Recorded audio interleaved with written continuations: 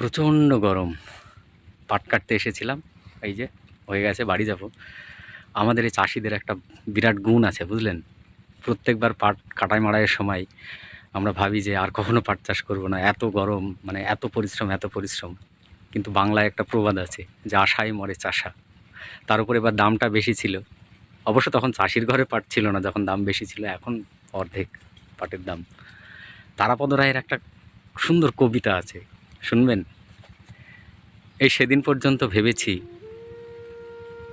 সব ঠিক হয়ে যাবে, কবে কখন কেমন করে কিভাবে ঠিক হবে, এবং সত্যি সত্যিই কি ঠিক হবে, এবং ঠিক না হলেই বা কি হবে, সে বিষয়ে অবশ্য কোনো চিন্তা করিনি, কোনো ধারণাও ছিল না।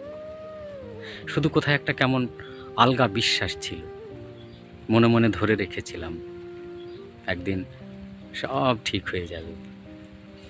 আমলকি গাছের ভেতর থেকে কোনো কোনো রাতে যেরকম ঝিরিঝিরি বাতাস ও বাতাসের শব্দ আসে, যেভাবে লেবু পাতা ছিঁড়ে হাতে ঘষলে এক হারিয়ে যাওয়া অরণ্যের গন্ধ ভেসে আসে, যেভাবে ঘুলঘুলির এলোমেলো বাসায় ডিমের ভেতর থেকে বেরিয়ে এসে চড়ুই ছানারা তাদের মাকে চিঁচি করে ডাকে, যেভাবে ভুল ঠিকানার চিঠিও একদিন কোথাও না কোথাও কারো না কারো কাছে পৌঁছে যায়, যেভাবে একটা ক্ষীণ ভরসা ছিল এই সেদিন পর্যন্ত।